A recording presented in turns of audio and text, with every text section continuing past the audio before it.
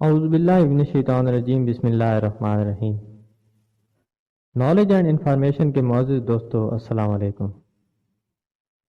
دوستو، تاریخ عالم آج تک بے شمار طریقوں سے روشناس ہو چکی ہے۔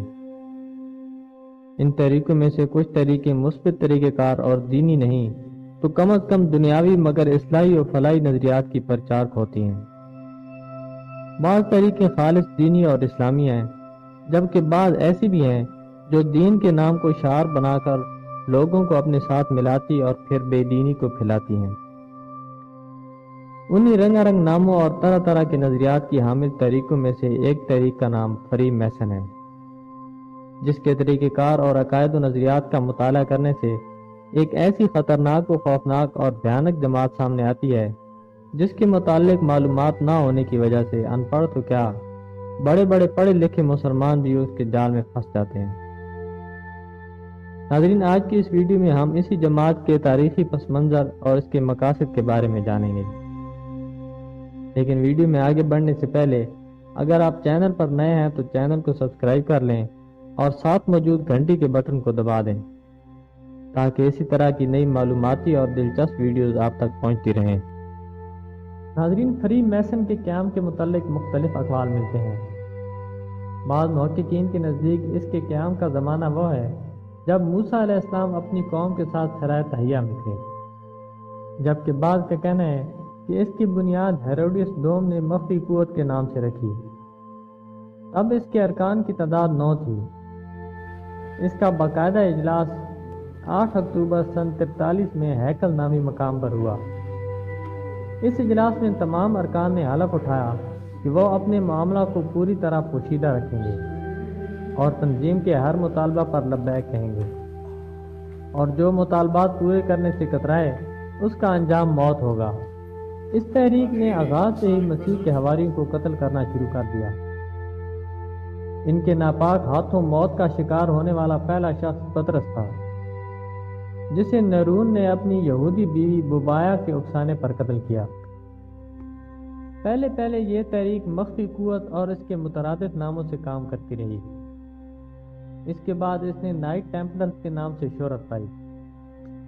ناظرین، پینگوئن ڈکشنری آف ریلیجنز میں نائٹ ٹیمپلرز کے بارے میں کچھ اس طرح تحریر ہے: ایک مذہبی عسکری تنظیم جو 1119 میں یروشلم میں تشکیل دی گئی، جس کا مقصد مسیحی زائرین کو مسلمانوں کے حملوں سے محفوظ رکھنا تھا۔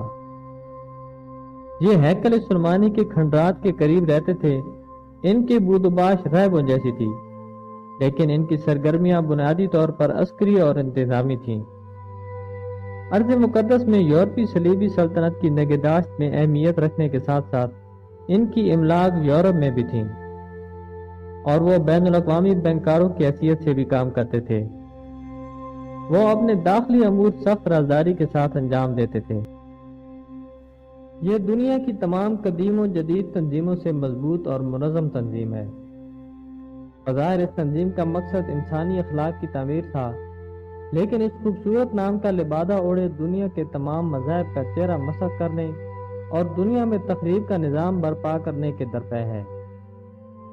انٹرنیشنل فری میسنری سے مراد کوئی ایک تنظیم نہیں، بلکہ فری میسن کی اما پر سینکڑوں تنظیمیں اور تحریکیں اپنے شیطانی مقاصد کے لیے کوشاں ہیں، جن کا بنیادی مقصد دنیا پر قبضہ کرنا اور ایک ہی نظام قائم کرنا ہے، جو کہ شیطانی نظام ہے۔ شروع میں انہوں نے اپنے آپ کو ہیکل کا محافظ کہلوایا، جن کا اصل مقصد خزانے کی تلاش اور مقدس تبرکات کو اپنی حفاظت میں کرنا تھا۔ اس مقصد کے لیے انہوں نے ہیکل کے نیچے تقریباً 9 سال تک کھدائی کروائی۔ تبرکات کے محافظین کے طور پر صلیبی دنیا میں مذہبی حیثیت مستحکم کرنے کے بعد ٹیمپلرز کو اپنی مالی حیثیت مستحکم کرنے اور اسے مستقل بنیادوں پر ترقی دینے کی فکر سوار ہوئی۔ اپنے ان مقاصد کو پورا کرنے کے لیے انہوں نے بینکنگ، پیپر کرنسی اور اس کے بعد سودی بینکاری کا نظام متعارف کروایا۔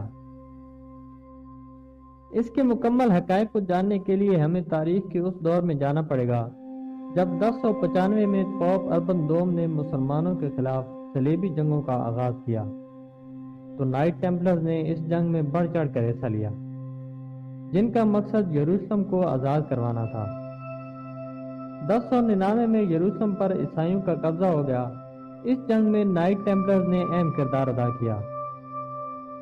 یہ اپنے آپ کو عیسائی ظاہر کرتے تھے، جبکہ حقیقت میں ان کا تعلق بنی اسرائیل کی قبالہ شاخ سے تھا، جس کی بنیاد مصر کے ان لوگوں نے رکھی جو کالے جادو کے ماہر تھے۔ بلا شبہ انسانیت کا خون بہانا اور انسانیت کی رگوں سے خون چوسنا ان کے اعلیٰ مقاصد میں شامل تھا۔ یروشلم پر قبضہ کرنا اور پوری دنیا پر غلبہ پانے کا یہ سفاکانہ مشن ہر طرح کی اخلاقیات اور انسانی روایات کو پامال کرتے ہوئے جاری تھا کہ اکتوبر کی 13 تاریخ اور جمعہ کا دن آ گیا۔ 13 تاریخ نائٹ ٹیمپلرز کی تاریخ کا سیاہ ترین دن ہے۔ ہوا یوں کہ ٹیمپلرز برادری کی ترقی، یورپ کے حکمرانوں اور معیشت پر کنٹرول عام لوگوں کی نظروں سے اوجھل رہا، یہاں تک کہ خود یورپی بادشاہ بھی ایک طویل عرصہ تک اس بات کو نہ سمجھ سکے کہ برادری ان کے ساتھ کیا سلوک کر رہی ہے اور کیا کرنا چاہتی ہے۔ بالآخر فرانس کا بادشاہ فلپس چہارم اس سازش کو سمجھ گیا۔ وہ ان سے اپنا اور اپنی قوم کا پیچھا چھڑانا چاہتا تھا، لیکن چرچ اور عیسائیت اس کی راہ میں حائل تھی۔ اس مقصد کے لیے اس نے اس وقت کے ٹیمپلرز کے ساتھ ملی ہوئی پوپ بونی فیس ہشتم سے جان چھڑائی اور پھر اس کے جانشین بینی ڈکٹ یازدم سے چھٹکارا حاصل کیا۔ 1305 میں بادشاہ فلپس نے نئے پوپ کلیمنٹ پنجم کا تقرر کیا، جس نے ٹیمپلرز کے معاملات کی مکمل چھان بین کرائی۔ تحقیقات کے نتیجے میں جو حقائق سامنے آئے وہ توقع سے زیادہ خطرناک تھے۔ خطرے کی سنگینی نے اسے فوری اور سخت قدم اٹھانے پر مجبور کر دیا۔ چنانچہ اس نے ملک بھر میں احکامات جاری کر دیے اور ترتیب یہ بنائی کہ ان احکامات کو ہر جگہ بیک وقت یعنی جمعہ 13 اکتوبر صبح طلوع آفتاب پہ کھولا جائے گا۔ ان خفیہ احکامات کے مطابق ملک بھر میں اس تنظیم کو معطل کر کے ٹیمپلرز کو گرفتار اور ان کی املاک کو ضبط کر لیا گیا۔ ٹیمپلرز پر توہین مسیح، بت پرستی اور ہم جنس پرستی کے الزامات عائد کیے گئے۔ ان الزامات نے پورے یورپ میں ٹیمپلرز کے خلاف نفرت و کراہت پیدا کر دی۔ ہر جگہ انہیں مشکوک قرار دے کر گرفتار کر لیا گیا۔ مجرم ثابت ہونے والوں کو پھانسی دے دی گئی۔ پوپ کلیمنٹ نے باضابطہ طور پر 1312 میں ٹیمپلرز کی تنظیم ٹیمپل کو کالعدم قرار دے دیا۔ تنظیم کے آخری گرینڈ ماسٹر جیکس ڈی مولائے کو 1314 میں پھانسی دے دی گئی۔ ٹیمپلرز اپنے گرینڈ ماسٹر کی اس قربانی کو آج بھی یاد رکھے ہوئے ہیں اور اس کی یادگار کو اپنی تقریبات میں مذہبی رسم کے طور پر منعقد کرتے ہیں۔ ٹیمپلرز کا گروہ اپنی جان بچا کر سکاٹ لینڈ پہنچنے میں کامیاب ہو گیا۔ سکاٹ لینڈ جو اس وقت اپنی آزادی کی جنگ لڑ رہا تھا اور شکست سے دوچار ہو رہا تھا، ٹیمپلرز کے پہنچنے سے ان کی یہ شکست فتح میں تبدیل ہو گئی، جس سے ٹیمپلرز کو نئی زندگی ملی۔ ناظرین، جیسے مختلف علاقوں اور قوموں کی اپنی زبانیں اور ان کے لکھنے کا انداز مختلف ہوتا ہے، ایسے ہی ان کی ایک الگ مستقل زبان اور علامتیں ہیں جسے وہ اپنے ہی انداز میں لکھتے اور پڑھتے ہیں۔ اس تحریک کے ممبران کے 33 درجے ہیں اور ہر درجے کا ممبر اپنے سے اوپر والے درجات کے متعلق قطعاً کچھ نہیں جانتا۔ ناظرین، امید ہے آج کی ویڈیو آپ کو پسند آئی ہوگی۔ اپنا اور اپنے آس پاس کے لوگوں کا خیال رکھیے۔ اللہ حافظ۔